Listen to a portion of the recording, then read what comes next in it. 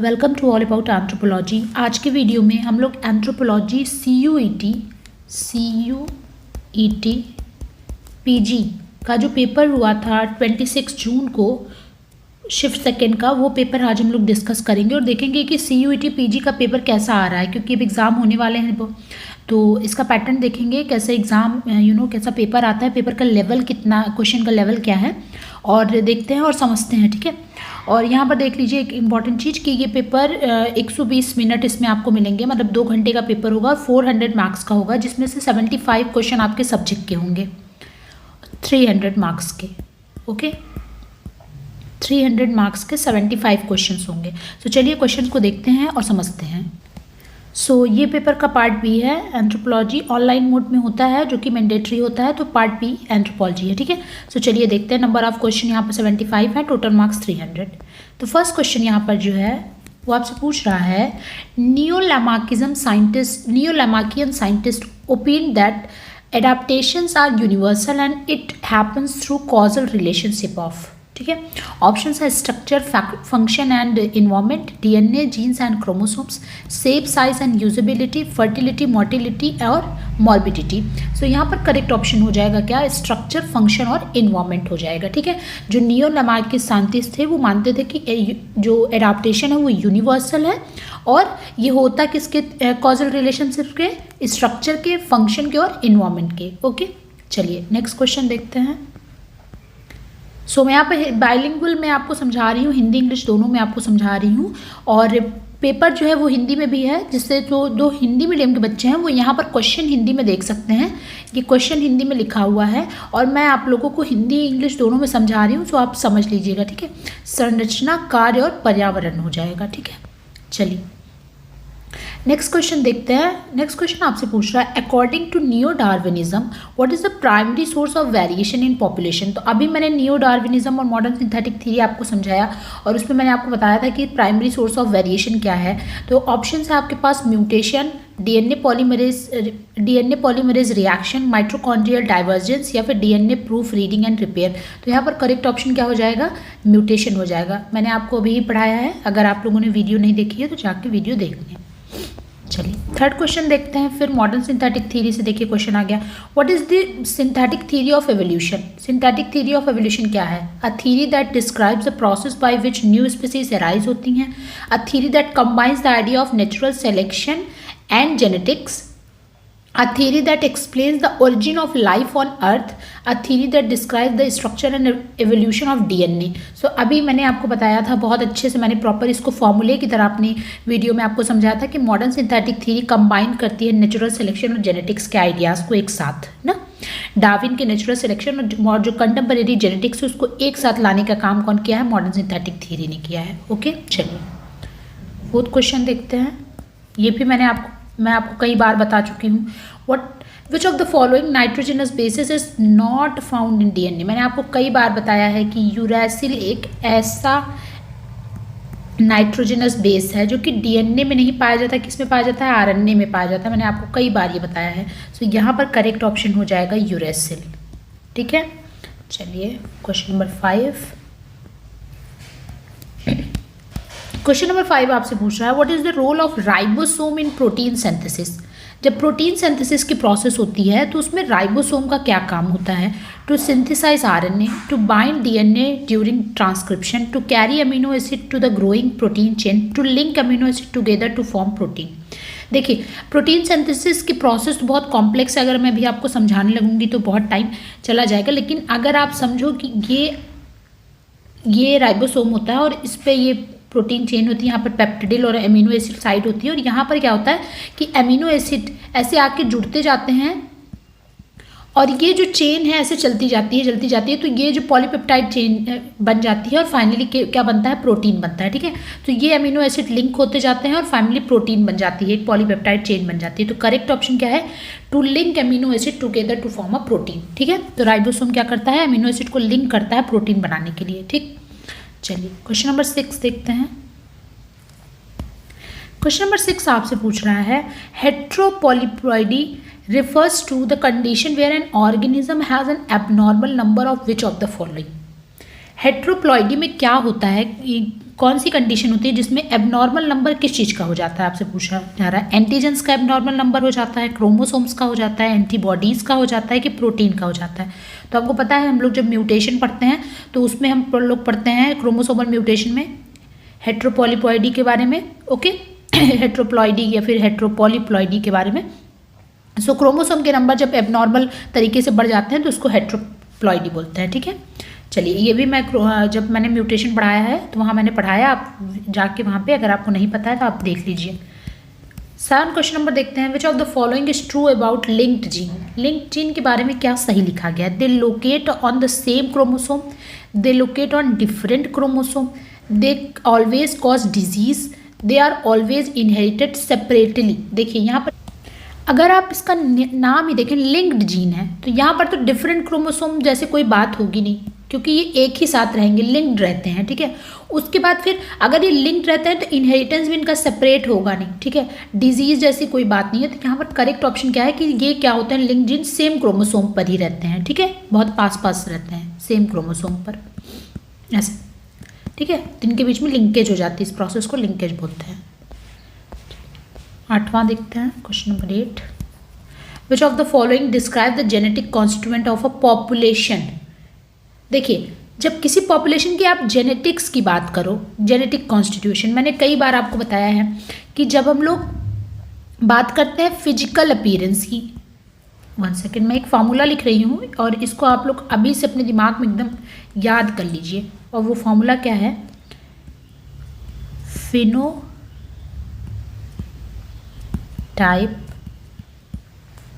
Plus 1 second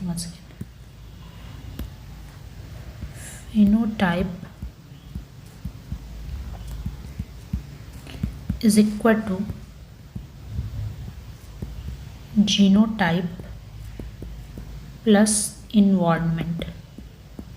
इसका मतलब क्या हुआ, ये फॉर्मूला नोट कर लीजिए और हमेशा से इसको अपने दिमाग में रख लीजिए कि आपका जो आउटर अपीयरेंस है, आपका जो फिजिकल अपीयरेंस है, आप बाहर से कैसे दिख रहे हो, ये डिपेंड करता है कि आपका जेनेटिक कॉन्स्टिट्यूएशन कैसा है और प्लस आप कैसे इन्वायरमेंट में रहते हो, ठीक है, कि आपको जेनेटिक्स कैसे मिली है, अपने पेरेंट्स से, ठीक है। और दूसरी चीज़, आप जैसे मान लीजिए आपको जेनेटिक्स आपके फादर से मिली है कि आपका कलर कॉम्प्लेक्शन थोड़ा डार्क होगा, और प्लस आप ऐसी कंट्री में रहते हो जहाँ सनरेज डायरेक्ट पड़ती, मान लीजिए आप अफ्रीका में रहते हो, तो ऑब्वियस सी बात है आपका कलर क्या हो जाएगा, थोड़ा डार्क कॉम्प्लेक्शन आपका होगा, है कि नहीं। या फिर अगर आप देखो कि मान लीजिए किसी बच्चे की जेनेटिक्स बहुत अच्छी है लेकिन उसको अच्छा इन्वायरमेंट मतलब अच्छा खाना पीना नहीं मिल रहा है, तो उसके फिजिकल अपीयरेंस हो सकता है बहुत पतला हो, उसको कोई डिजीज़ हो जाए, ठीक है। सो ये चीज़ आप अपने हमेशा दिमाग में रख लीजिए कि फिनोटाइप मतलब आप बाहर से कैसे दिखोगे, ये डिपेंड करता है जीनोटाइप प्लस आप किस इन्वायरमेंट में रह रहे हो, ठीक है। तो ये फॉर्मूला आप याद कर लो, जिसमें जीनोटाइप का मतलब होता है जेनेटिक कॉन्स्टिट्यूएशन आपका कैसा है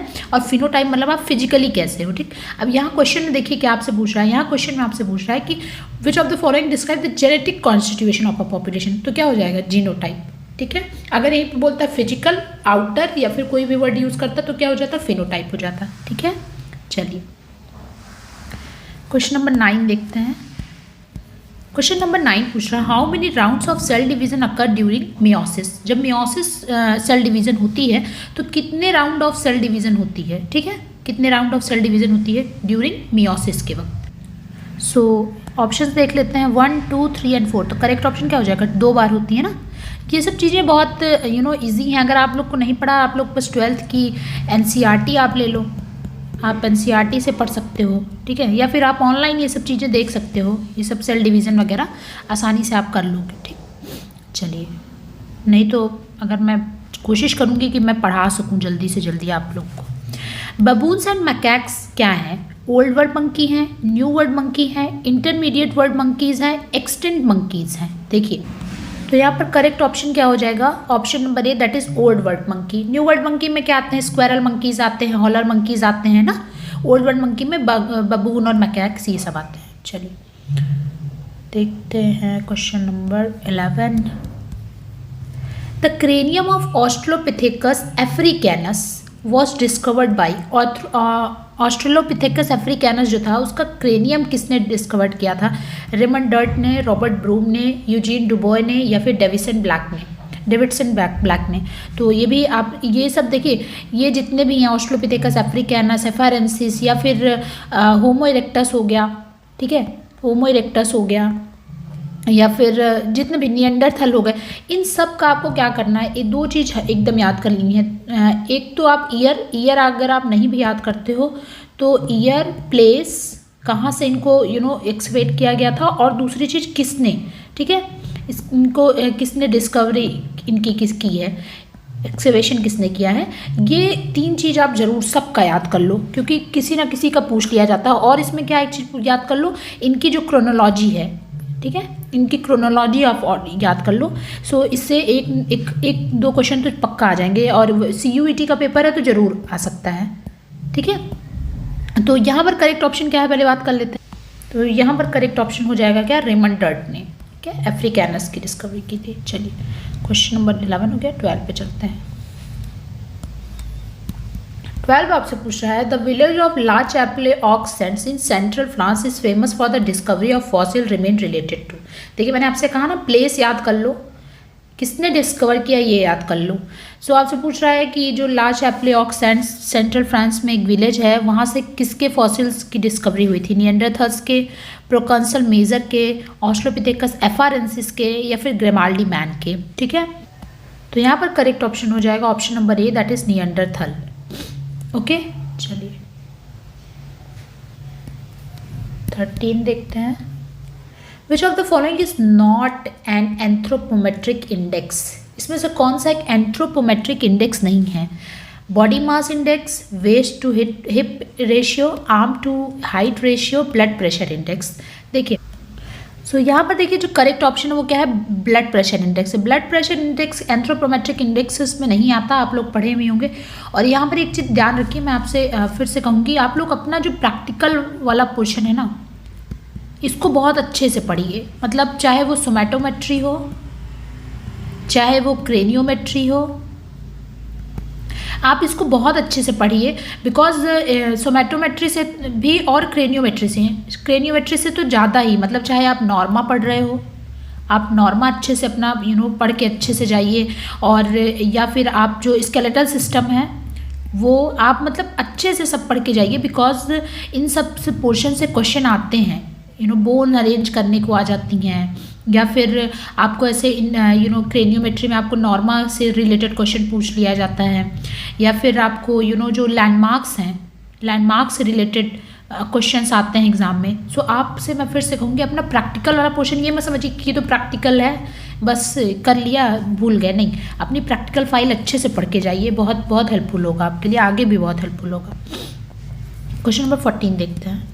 14 आपसे पूछा, which is the longest bone of human body. देखिए आ गया ना स्केलेटल सिस्टम से रिलेटेड। तो लॉन्गेस्ट बोन फीमर है, टिबिया है, फिबुला है, अल्ना है। तो यहाँ पर देखिए करेक्ट ऑप्शन तो फीमर हो जाएगा, लॉन्गेस्ट बोन है ह्यूमन बॉडी की। बट यहाँ पर जानना ये ज़रूरी है कि ठीक है फीमर है, टिबिया है, फिबुला, अल्ना है। आपको ये नहीं कि आपको आंसर पता लग गया आप आगे बढ़ गए, आपको ये भी पता करना है कि टिबिया कहाँ की बोन है, फिबुला कहाँ की है, अल्ना कहाँ की है, ठीक है। ये सब चीज़ें आपको पता होनी चाहिए। तो फीमर लेग की बोन होती है, थाई बोन आपकी, टिबिया और फिबुला ये दोनों, ये भी लेग की नीचे की बोन होती हैं, ठीक है।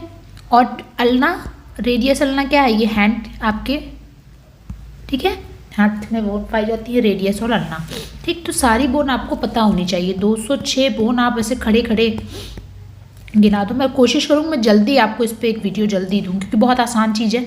एक बार अगर आप अच्छे से समझ जाओगे तो आप किसी की बॉडी पे काउंट करा सकते हो कि उसकी कौन सी हड्डी किधर है। The gradual deterioration of functional characteristic of human is called renaissance, adolescence, senescence या फिर डिकेडेसेंस। ओके, सो यहाँ से आपसे पूछ रहा है कि जो फंक्शनल कैरेक्टरिस्टिक्स है ह्यूमन की, वो जो ग्रेजुअली उसका डिटोरिएशन होता है उसको क्या बोलते हैं। तो यहाँ पर करेक्ट ऑप्शन हो जाएगा सेनेसेंस बोलते हैं। ओके, सेनेसेंस अगर आपने पढ़ा हो, अगर आपने बॉटनी कभी पढ़ी हो तो उसमें आपने ये पढ़ा होगा लीफ का सेनेसेंस होता है, लीफ जो येलो होकर गिर जाती हैं, ठीक है। वैसे ही ह्यूमन बॉडी जब धीरे धीरे डिटोरिएट होते रहती है, उसके फंक्शनल कैरेक्टरिस्टिक्स कम होते रहते हैं। मतलब जैसे इंसान अपने बुढ़ापे में जाता है तो वो उस पीरियड को क्या बोलते हैं, सेनेसेंस का पीरियड बोलते हैं, ठीक है। ओके, क्वेश्चन नंबर 16 आ गए हम लोग। क्वेश्चन नंबर 16 पूछ रहा है गिवन बिलो, अच्छा असर्शन रीजन है, ठीक है। चलिए असर्शन पढ़ते हैं।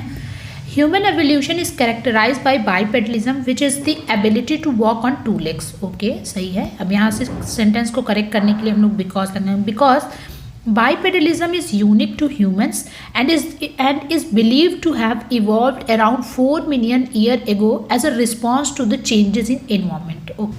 देखिए यहाँ पर आपसे कह रहा है कि human evolution characterize by bipedalism which is ability on walk on 2 legs। Because bipedalism एक ह्यूमन कैरेक्टरिस्टिक्स है और बिलीव किया जाता है कि इवॉल्व हुआ था 4 मिलियन ईयर एगो, जो क्लाइमेट चेंज, जो इन्वायरमेंट चेंज हो रहा था उसके रिस्पॉन्स में।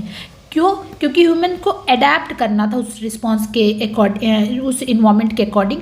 सो अडेप्ट करने के लिए ये जो चेंज हुआ था बाइपेडलिज्म का, वो कहीं ना कहीं वो इन्वायरमेंटल चेंज का एक रिस्पॉन्स था, ठीक है। तो ये जो क्वेश्चन है इसमें बोथ आर करेक्ट हो जाएंगे और is the correct explanation of A हो जाएगा, ठीक है। चलिए 17 फिर से असर्शन रीजन बेस्ड क्वेश्चन है। असर्शन पढ़ते हैं the volume of cranium has undergone significant decrease in prolong course of evolutionary history of humans because the increase in brain size and complexity is link to the development of language and ability to use tool. तो अगर आप देखो यहाँ पर कह रहा है the volume of cranium has undergone significant decrease नहीं हुआ है हमारा जो वॉल्यूम है ना, डिक्रीज कहाँ हुआ है, हमारा जो वॉल्यूम है ब्रेन का वो तो इंक्रीज होता जा रहा है। क्रेनियल कैपेसिटी हमारी क्या हो रही थी, बढ़ती जा रही थी ना। जो अभी हम लोग करेंट होमो सेपियंस हैं, हमारी क्रेनियल कैपेसिटी सबसे अच्छी है, सबसे ज़्यादा है। और दूसरा क्या कह रहा है, जो इंक्रीज इन ब्रेन साइज और कॉम्प्लेक्सिटी लिंक्ड होती है development of language and ability to use tool. हाँ सही बात है, ठीक है। तो यहाँ पर करेक्ट ऑप्शन हो जाएगा A is false, A is incorrect and R is correct. हो गया 17। इसके बाद चलते हैं क्वेश्चन नंबर 18 पर। Question number 18 arrange the following hominid fossils in chronological order from earliest to recent. देखिए जो मैंने कहा वैसे ही क्वेश्चन पूछे गए हैं। तो यहाँ पर क्रोनोलॉजी आ गई है, अर्लीस्ट से रिसेंट आपको क्या करना है, होमिनिड फॉसिल्स को क्रोनोलॉजिकल ऑर्डर में अरेंज करना है। तो आइए देखते हैं। होमो इरेक्टस है, ऑस्ट्रोपिथेकस एफारेंसिस है, उसके बाद निएंडरथल है, क्रो-मैग्नन है, होमो सेपियंस है। तो आपको कह रहा है अर्लीस्ट टू मोस्ट रिसेंट। तो देखिए यहाँ पर सबसे पहले अर्लीस्ट पता कर लो और मोस्ट रिसेंट पता कर लो। अर्लीस्ट कौन सा है, ये है ना, और रिसेंट कौन सा है, ये है। हाँ होमो सेपियंस है, रिसेंट 1 2 3 4 5, ठीक। तो अब ऑप्शन में जाओ और सबसे पहले देखो बी जिसमें सबसे पहले हो, पेपर कैसे सॉल्व करते हैं, और ई लास्ट में हो, बी पहले हो ई लास्ट में हो। सो दो ऑप्शंस हैं जिसमें बी पहले है और ई लास्ट में है, ठीक है। अब इन दो ऑप्शंस में से आपको देखना है। सो अब यहाँ पर देख लो ऑस्ट्रोपिथेकस एफारेंसिस, इसके बाद कौन आया था, तो आपका तुरंत पेपर क्या हो जाएगा, सॉल्व हो जाएगा क्वेश्चन, आई मीन। तो यहाँ पर क्या हो जाएगा, उसके बाद क्या आया था, 1 सेकेंड, उसके बाद क्या आया था, होमो इरेक्टस आया था। होमो इरेक्टस के बाद क्या आया था, निएंडरथल में आया था। उसके बाद Cro-Magnon and then Homo sapiens. तो करेक्ट ऑप्शन आपका कौन सा हो जाएगा, बी हो गया। उसके बाद बी के बाद ए, तो यहाँ पर तो हो गया बी के बाद ए इसी में है, इसमें बी के बाद सी है। तो correct option is option number 3, ठीक है। तो पेपर में ऐसे अप्रोच करिए, अगर आपको कोई दिक्कत हो रही है सबसे पहले लास्ट पता कर लो, फर्स्ट पता कर लो, फिर अरेंज कर लो, ठीक है। दो ऑप्शन आपके ऐसे ही निकल गए ना, ठीक है। पेपर आप कैसे पेपर को अप्रोच कर रहे हो ना, ये भी बहुत ज़रूरी होता है। कई बार बच्चे बहुत पढ़ के जाते हैं लेकिन पेपर को सही से टैकल नहीं कर पाते हैं, इस वजह से उनका अच्छे मार्क्स नहीं आ पाते। Arrange the following scientist related to biological या फिर physical anthropology in sequence based on their time period starting from earliest.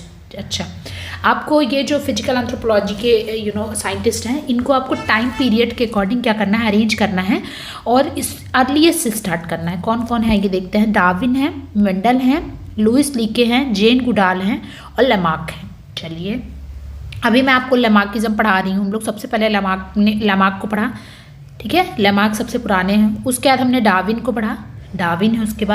उसके बाद कौन आता है, उसके बाद आते हैं आपके मेंडल, सो मेंडल हो गए। उसके बाद देखिए लीके को हम लोग पढ़ते हैं कहाँ, जब हम लोग होमिनिड फॉसिल्स की बात करते हैं, और जेन गुडाल को हम लोग पढ़ते हैं जब हम लोग किसकी बात करते हैं, प्राइमेट स्टडी की बात करते हैं। आप मुझे कमेंट बॉक्स में बताइएगा कि जेन गुडाल ने किस प्राइमेट पर स्टडी की है, ठीक है। मैंने चैनल पे वीडियो भी, अगर आप वहाँ से भी देख के मुझे बताओगे मुझे अच्छा लगेगा, बताइएगा ज़रूर। अब देखिए सबसे पहले अब यहाँ से पता करते हैं, ई सबसे पहले होना चाहिए, ठीक है। तो ई देखते हैं किस क्वेश्चन में सबसे पहले है, तो ये लो, ई केवल एक में ही है, यही करेक्ट ऑप्शन हो जाएगा। लमार्क सबसे पहले हैं, उसके बाद डार्विन आते हैं, उसके बाद सबसे पहले लमार्क आ गए, उसके बाद डार्विन आ गए ए नंबर पे, देन बी आपको मेंडल आते हैं, मेंडल की थ्योरी हम लोग पढ़ते हैं, देन हम लोग लुइस लीके की बात करते हैं, और सबसे रिसेंट में कौन है, जेन गुडाल, जिन्होंने प्राइमेट पे स्टडी की है, जो मैंने आपसे पूछा है कौन सा प्राइमेट है, ठीक है ना। हो गया क्वेश्चन सॉल्व। तो ऐसे भी क्वेश्चन आप सॉल्व कर लीजिए, ये नहीं एकदम पैनिक नहीं होना है कि अरे मुझे तो आता नहीं, मैं तो टाइम लाइन ही नहीं जानता कौन कब आया था। चलिए स्टेटमेंट है तो देखना है कौन सा सही है कौन सा गलत, कि दोनों गलत है कि दोनों सही। In the evolutionary history of Homo sapiens Neanderthal were relatively more developed than archaic humans. कह रहा है निएंडरथल जो हैं वो ज़्यादा डेवलप थे जो आर्किक ह्यूमंस थे, आर्किक होमो सेपियंस जिनको कहा जाता है, ठीक है। दूसरा स्टेटमेंट है in the evolutionary history of Homo sapiens Neanderthal were relatively less developed than Homo erectus. कह रहा है निएंडरथल जो थे वो लेस डेवलप थे होमो इरेक्टस से, मतलब होमो इरेक्टस ज़्यादा डेवलप थे, ये कहने का मतलब है इनका। तो यहाँ पर देखिए कि दोनों सेंटेंस जो हैं वो दोनों क्या है, इनकरेक्ट हैं, दोनों सेंटेंस इनकरेक्ट हैं, ओके। क्योंकि यहाँ पर कह रहा है निएंडरथल आर्किक होमो सेपियंस से ज़्यादा डेवलप थे, तो ऐसी बात भी नहीं है, ये बात गलत है। और निएंडरथल कम डेवलप थे होमो इरेक्टस से, तो ये भी गलत है, ठीक है, क्योंकि निएंडरथल उसके बाद आता है और उसकी क्रेनियल कैपेसिटी ज़्यादा थी। 21 पे चलते हैं। फिर ये दो स्टेटमेंट है, पढ़ते हैं। The size of chimpanzees brain is equal to the Homo sapiens, okay. Among primates chimpanzees are the closest living relatives of Homo sapiens. So देखिए यहाँ पर जो कह रहा है ना, साइज ऑफ ब्रेन ऑफ ये chimpanzees brain equal to Homo sapiens नहीं होता, ठीक है, बराबर नहीं होता है, नहीं तो सारे चिंपांजीज ह्यूमन ही हो जाते। लेकिन हाँ ये है कि सारे प्राइमेट्स में चिंपांजी जो है, अगर आप जेनेटिक बेसिस पे देखो, डीएनए अगर हमारा देखो तो लगभग बहुत कम अंतर है, तो इसी वजह से ये हमारा क्लोजेस्ट रिलेटिव माना जाता है। तो यहाँ पर क्या हो जाएगा, A is false and R is true, मतलब स्टेटमेंट सेकेंड इज ट्रू हो जाएगा, तो ये हो जाएगा फोर्थ ऑप्शन, ठीक है ना। चलिए क्वेश्चन नंबर क्या हो गया, 22 पे चलते हैं, देखते हैं क्वेश्चन नंबर 22 क्या है। Which of the following statement are correct statement आपको बताना है। अच्छा ये सारे स्टेटमेंट रेस से रिलेटेड है, चलिए देखते हैं। Race is a social construct, racism is closely linked to genetic variation, there is no scientific basis for differentiating among human stocks, racism helps in understanding differences among human stocks, genetics has prove that discriminatory attitudes are due to linked genes, okay. तो यहाँ पर आपको correct बताने हैं, ठीक है, correct. और कितने करेक्ट, केवल अच्छा 3, इसमें से 5 में से 3 करेक्ट हैं, 2 रॉन्ग हैं, या फिर 2 ही करेक्ट हैं, ठीक है। चलिए आइए अब समझते हैं। सो यहाँ पर देखिए, यहाँ पर जो फर्स्ट ऑप्शन है race is social construct and biological reality, हम लोग पढ़ते हैं, तो ये करेक्ट हो जाएगा। Racism is closely link to genetic variation, ऐसा कुछ नहीं है। देन दूसरा, there is no scientific basis for discriminating human stock, सही बात है, कोई साइंटिफिक बेसिस नहीं है कि आप डिस्क्रिमिनेट करो ह्यूमंस को। दूसरा उसके बाद क्या है, racism is helps in understanding human stock, ऐसा कुछ नहीं है। Genetics has proved that discriminatory aptitude are linked gene, no no no, तो यहाँ पर केवल 2 ही ऑप्शन आएंगे, ए और सी, तो 1 सेकेंड, ठीक है, सेकेंड हो जाएगा correct. 23, which of the following are correct, correct आपको बताना है। Charles Darwin oppose the idea of genetic equilibrium, ठीक है। Law of segregation was proved wrong by Gregor Mendel, human gametes contain 23 chromosome, Neanderthal were bipedal, okay. चलिए समझ। सो यहाँ पर कह रहा है, देखिए चार्ल्स डार्विन अपोज किया था आइडिया ऑफ जेनेटिक इक्विलिब्रियम, ऐसा नहीं है। उसके law of segregation was proved wrong by Gregor Mendel, अरे ग्रेगर मेंडल का ही तो 3 लॉ थे, उसमें से पहला लॉ ऑफ डोमिनेंस था, दूसरा था सेग्रीगेशन, और तीसरा था इंडिपेंडेंट असॉर्टमेंट का, ठीक है। तो ये भी गलत हो गया। Human gamete contain 23 chromosomes, 23 chromosomes नहीं, 23 पेयर्स यहाँ पर होना चाहिए था, है कि नहीं, 46 क्रोमोसोम्स होते हैं। और निएंडरथल वर बाइपेडल, तो ये तो सही है, इसमें। लेकिन अब आप देखो, मेरे हिसाब से तो इस क्वेश्चन में यही प्रॉब्लम है। अगर इसको 23 ऐसे समझ के चले तो हम सी और डी को करेक्ट बता देंगे कि हाँ सी और डी करेक्ट है। लेकिन यहाँ पर पेयर्स तो लिखा नहीं है, केवल 23 क्रोमोसोम लिखा है कि नहीं। तो इस बेसिस पर तो मैं ये क्वेश्चन कहूँगी कि इसको ड्रॉप हो जाना चाहिए था, इस क्वेश्चन को ड्रॉप हो जाना चाहिए, बिकॉज ऑप्शन दिए नहीं है। यहाँ पर 23 पेयर्स की जगह 23 ही लिखा है। 1 सेकंड में एक बार फिर से इसको इरेज करके देख लेती हूँ। हाँ 23 देखिए लिखा है, पेयर्स लिखा नहीं है, केवल 23 क्रोमोसोम्स लिखा है। तो यहाँ तो ये प्रॉब्लम हो जाएगी। हाँ मेरे हिसाब से तो ये क्वेश्चन ड्रॉप कर देना चाहिए था, बट इन्होंने ऐसा कुछ किया नहीं है, तो कोई बात नहीं, हमको यहाँ पर समझ लेना है। मुझे लगता है ये इस क्वेश्चन को बच्चों ने आंसर की में पक्का चैलेंज किया होगा इस क्वेश्चन को, बिकॉज यहाँ पर 23 पेयर्स होने चाहिए थे। और ठीक है कोई नहीं, चलिए हम जान रहे हैं कि गलती क्या है, यही अच्छी बात है। चलिए नेक्स्ट क्वेश्चन देखते हैं। क्वेश्चन नंबर क्या था ये? क्वेश्चन नंबर 24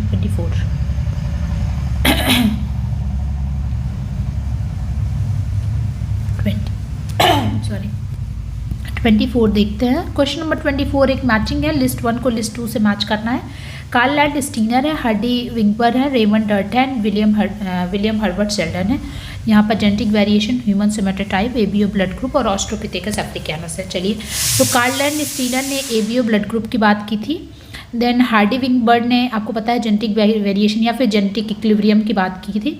रेमंड डर्ट जो है उनको मिलाएंगे ऑस्ट्रोपिथेकस अफ्रिकानस से, और विलियम हर्बर्ट शेल्डन ने ह्यूमन सोमेटोटाइप की बात की थी। 3 तरह का सोमेटोटाइप्स इन्होंने बताया था। फर्स्ट इज एक्टोमॉर्फ, मेसोमॉर्फ और इंडोमॉर्फ।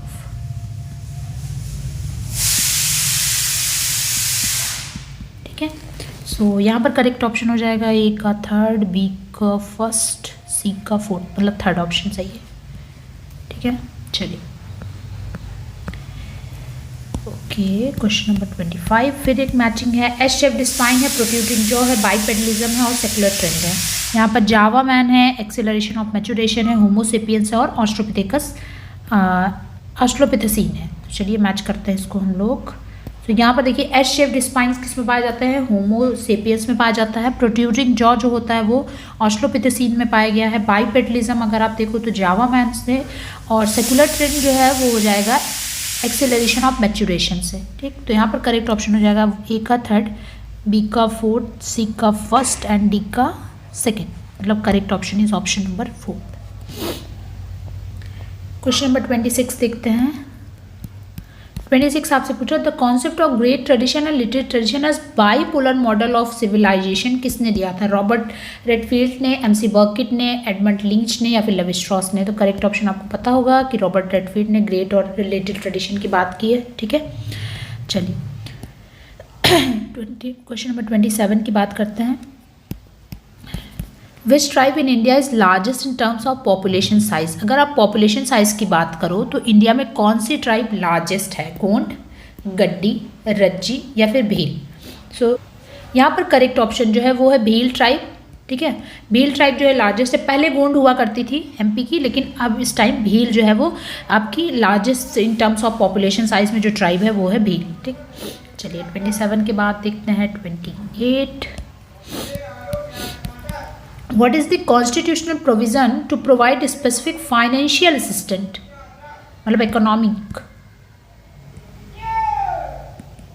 for the tribal welfare? ठीक है, article 342, article 375(1), article 365, article 30 articles पर मैं एक पूरा वीडियो जितने भी क्वेश्चंस के थ्रू मैंने समझा रखा है। क्वेश्चन के थ्रू मैंने सारे आर्टिकल्स अभी तक जितने भी नेट में आए हैं मैंने सब करा रखे हैं। आप वो जाके वो वीडियो देख लो, आपके सारे आर्टिकल्स तैयार हो जाएंगे, आपको कहीं से और देखने की ज़रूरत नहीं होगी। ठीक है, तो आप उसको एग्ज़ाम के पहले ज़रूर देख कर जाना सारे आर्टिकल्स, क्योंकि इससे क्वेश्चन आना भी फिक्स रहता है और आपके सारे क्वेश्चंस भी सॉल्व हो जाएंगे, प्लस आपके आर्टिकल्स भी तैयार हो जाएंगे उस वीडियो से। सो यहाँ पे आपसे पूछ रहा है कि किस कॉन्स्टिट्यूशन प्रोविजन के थ्रू स्पेशल फाइनेंशियल असिस्टेंस दी जाती है ट्राइबल वेलफेयर के लिए? तो यहाँ पर करेक्ट ऑप्शन यहाँ पर जो है वो है आर्टिकल 275 का क्लॉज 1। ठीक, चलिए 28 के बाद 29 पे चलते हैं।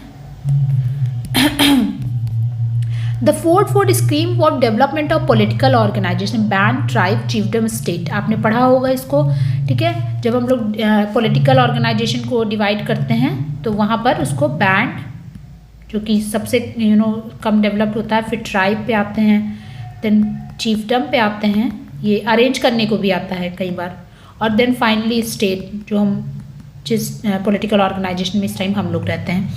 ये पूछ रहा है किसने दिया था, मार्शल सैलिन ने दिया था, जेपी मर्डॉक ने दिया था, ईवी टाइलर ने दिया था, या फिर एल्विन सर्विस ने दिया था। तो यहाँ पर जो करेक्ट ऑप्शन है वो है option number 4, that is Elman Service ने दिया था, ठीक। क्या, बैंड ट्राइब चिefdom स्टेट। ये सब नेट के PYQs अगर आप लगा लोगे तो आपके लिए बहुत हेल्पफुल होगा, शुरुआत के वो भी, क्योंकि इस टाइम तो पेपर बहुत ज़्यादा टफ पूछ रहा है, बहुत डीप पूछ रहा है, लेकिन आप में ऐसा कोई डीप क्वेश्चन नहीं है। अगर आप शुरुआत में नेट के PYQs लगा के जाते हो तो आप बहुत अच्छा कर सकते हो अपने एग्जाम में, ठीक है। चलिए क्वेश्चन नंबर 30 देखते हैं। The study of sound used in speech, जो स्पीच में जो साउंड आते हैं उसको क्या बोला जाता है? मॉर्फोलॉजी बोला जाता है, सिंटैक्स बोला जाता है, सेमेंटिक्स बोला जाता है, फिर फोनोलॉजी बोला जाता है। देखिए यहाँ जो करेक्ट ऑप्शन वो हो जाएगा option number 4, that is phonology इसको बोलते हैं। मॉर्फोलॉजी तो जब आप मॉर्फोलॉजी एंड एनाटॉमी तो आप उसमें पढ़ते हो, मॉर्फोलॉजी एंड एनाटॉमी ये हम लोग पढ़ते हैं जब ह्यूमन फिजियोलॉजी की बात करते हैं कि ह्यूमन जो है, अगर हम आउटर अपीयरेंस की बात कर रहे हैं तो मॉर्फोलॉजी, और अगर आप इंटरनल स्ट्रक्चर की बात करें तो एनाटॉमी हो जाती है उसमें, ठीक है। सो और यहाँ पर ओके ये हो गया, मैंने आंसर बता दिया। तो यहाँ पर आपसे पूछ रहा है कि जो साउंड यूज्ड होती है स्पीच के वक्त, अगर आप जो साउंड निकलती है उसको क्या बोलते हैं? उसको फोनोलॉजी बोलते हैं, ठीक। फोनेटिक्स अगर आपने पढ़ा होगा, फोनेटिक्स उसी से है ये फोनोलॉजी, ठीक है। चलिए 31 देखते हैं। Who said that social stratification in India is based on purity and pollution की बात किसने की थी? लुई डोमो ने, एम.एन. श्रीनिवास ने, लीला दुबे ने, एफ.जी. बेली ने। तो करेक्ट ऑप्शन आपको पता है, लुई डोमो ने प्योरिटी और पोल्यूशन की बात की है, ठीक है। तो पेपर बहुत ही मतलब सही पेपर है, आप आसानी से कर सकते हो अगर आप अच्छे से पढ़ के जा रहे हो तो कोई भी पढ़ के जाएगा अच्छा करेगा। मतलब अगर आपने नेट के PYQs लगाए हैं और अपना अच्छे से यूजी पढ़ा है तो paper is not very tough. Which of the following is not a tribal movement नहीं है? चिपको मूवमेंट है, कोल इंसर्जन है, ताना भगत है, या फिर जंगल कटाई आंदोलन है, ठीक है। तो यहाँ जो करेक्ट ऑप्शन है वो ऑप्शन नंबर 1 है, बिकॉज चिपको मूवमेंट जो है वो एक इन्वायरमेंटल मूवमेंट आप बोल सकते हो, ठीक है, इन्वायरमेंट के लिए चलाया गया था। सो यहाँ पर ए ऑप्शन जो है वो करेक्ट हो जाएगा। इसके अलावा जितने भी हैं वो ट्राइबल मूवमेंट से रिलेटेड है, कोल है, ताना भगत है, जंगल कटाई आंदोलन। 33 The prohibition of संगोत्र marriage is an example of class exogamy, caste exogamy, racial taboo, या फिर क्लान एक्सोगेमी। देखिए सगोत्र विवाह मतलब अगर आपका क्लान एक है, गोत्र मतलब क्लान, तो आप उसमें शादी नहीं कर सकते। मान लीजिए एक लड़का है A एंड लड़की है B, अब इन दोनों का क्लैन जो है ये दोनों का क्लैन एक ही है, ठीक है। तो ये आपस में शादी नहीं कर सकते। इसको क्या बोलते हैं, किसका एग्जाम्पल है? तो ये किसका एग्जाम्पल है? क्लैन एक्सोगैमी का एग्जाम्पल है, ठीक है। देखिए मैंने आपको कई वीडियोस में बताया है, क्वेश्चन सॉल्व कर। कास्ट एंडोगैमी प्रैक्टिस होती है, एंडोगैमी, और क्लैन में एक्सोगैमी होती है। इसका मतलब क्या हुआ कि आप कास्ट में अपनी कास्ट से शादी करेंगे। अगर आप क्षत्रिय हैं तो आप क्षत्रिय से, ब्राह्मण है तो आप ब्राह्मण से, ठीक है। अगर ऐसा नहीं होता तो उसको इंटर कास्ट बोल देते हैं। और क्लैन का मतलब है कि आप जिस क्लैन के हैं आप उस क्लैन में शादी ना करके दूसरे क्लैन में शादी करेंगे, ओके। सो ये एग्जाम्पल हो जाएगा क्लैन एक्सोगैमी का। चलिए क्वेश्चन नंबर 34 देखते हैं। 34 Historical particularism as an anthropological approach was proposed by Franz Boas, Ruth Benedict, Robert Merton, या फिर इवांस प्रिचार्ड। तो करेक्ट ऑप्शन आपको पता होना चाहिए, फ्रांस बोआस। हम लोग शुरू में ही जब पढ़ने जाते हैं तो हमें पढ़ाया जाता है हिस्टोरिकल पार्टिकुलरिज्म का कॉन्सेप्ट, और ये है क्या, और इसको दिया किसने था? फ्रांस बोआस ने, ठीक है। चलिए 35 पे चलते हैं। The inheritance rule that makes the eldest child higher the property is called, मतलब ऐसा इनहेरिटेंस रूल जिसमें जो एल्डेस्ट बच्चा होता है उसको प्रॉपर्टी का सब कुछ उसको दे दिया जाता है, उसको क्या बोलते हैं? मैंने इस पर एक शॉर्ट्स वीडियो डाला है, खबरी अंकल वाला, तो आप वो देख सकते हो, मैंने उसमें दोनों बताया है कि अल्टीमोजेनेचर क्या होता है, प्राइमोजेनेचर क्या होता है, ठीक है। तो आप ये इसको देख सकते हो वहाँ पर जाकर। यहाँ पर मैं आपको करेक्ट ऑप्शन बता देती हूँ। यहाँ पर इल्डेस्ट बच्चे की बात हो रही है, तो यहाँ पर करेक्ट ऑप्शन इल्डेस्ट की बात हो रही है, तो यहाँ पर क्या हो जाएगा, प्राइमोजेनेचर, प्राइम, ठीक है। और अगर यंगेस्ट की बात होती तो अल्टीमोजेनेचर हो जाता। चलिए 36 देख लेते हैं। Question number 36, marriage of a person to father's brother children, मतलब फादर के ब्रदर के बच्चे से, मतलब आपका कजिन, ठीक है, मतलब आपके ताऊ का बच्चा। और मदर्स सिस्टर्स चिल्ड्रन, मतलब मदर्स सिस्टर चिल्ड्रन, मतलब आपकी मौसी का बच्चा। ओके इसको क्या बोलेंगे, क्रॉस कजिन मैरिज है, पैरेलल कजिन मैरिज है, डायडिक मैरिज है, या फिर एक्सोगैमस मैरिज है। तो यहाँ पर अगर आप देखो, यहाँ पर कोई क्रॉस नहीं हो रहा है कि पापा जो है, फादर जो है, जो अपनी बुआ से शादी कराए, या फिर मदर जो है वो अपने भाई, मतलब आपके मामा से, यहाँ पर मैं मामा लिख देती हूँ, यहाँ मैं बुआ लिख देती हूँ। तो अगर आपके फादर आपकी शादी आपके बुआ के बच्चे से करा रहे हैं, तो ये क्या हो जाता, क्रॉस हो जाता। और या फिर मदर की साइड से अगर आपके मामा के बच्चे से शादी होती तब ये क्रॉस हो जाता। लेकिन यहाँ पर क्या हो रहा है, पैरेलल हो रहा है। फादर अपने ही फैमिली में अपने ब्रदर से, और मदर जो है वो अपनी ही बहन से, सिस्टर से शादी कराई, मौसी। तो ये एग्जाम्पल हो जाएगा किसका, पैरेलल कजिन मैरिज का। आई होप आप समझ गए होंगे, ठीक है। क्रॉस में क्या होता है, जब फादर अपनी बहन से और मदर अपने भाई से शादी कराए, ठीक है। चलिए 37 आपसे पूछ रहा है, applied anthropology as a domain of knowledge related to. Applied anthropology क्या है, थियोरेटिकल कॉन्सेप्चुलाइजेशन है, नैरेटिव एनालिसिस है, लिटरेरी क्रिटिसिज्म है, use of anthropology for public good. देखिए इसका नाम ही अगर आप देखो, अप्लाई करना है एंथ्रोपोलॉजी को, आप एंथ्रोपोलॉजी को अप्लाई करके क्या करोगे, एंथ्रोपोलॉजिकल मेथड्स को अप्लाई करके अगर आप कहीं स्टडी कर रहे हो, तो ऑब्वियस सी बात है ना कि आप एंथ्रोपोलॉजी का पब्लिक गुड के लिए आप यूज़ कर रहे हो ना। तो ये हो जाएगा फोर्थ ऑप्शन। 38 देखते हैं। Hindu philosophy advocates different stages of human life, arrange the sequence. आपको सीक्वेंस वही अरेंज करना है, ब्रह्मचर्य गृहस्थ वनप्रस्थ संन्यास, ब्रह्मचर्य वनप्रस्थ गृहस्थ संन्यास, ब्रह्मचर्य संन्यास गृहस्थ वनप्रस्थ, ब्रह्मचर्य वनप्रस्थ संन्यास और गृहस्थ। तो आपको पता है सबसे पहले ब्रह्मचर्य होता है, उसके बाद फिर आपकी गृहस्थ होता है, शादी होती है, देन आपका वनप्रस्थ एंड फाइनली संन्यास। तो करेक्ट ऑप्शन हो जाएगा ऑप्शन नंबर 1। तो वीडियो का पार्ट 1 और जिसमें हम लोगों ने 38 क्वेश्चन डिस्कस किए। नेक्स्ट वीडियो में हम लोग सेकंड पार्ट में हम लोग बचे हुए 37 क्वेश्चन डिस्कस करेंगे।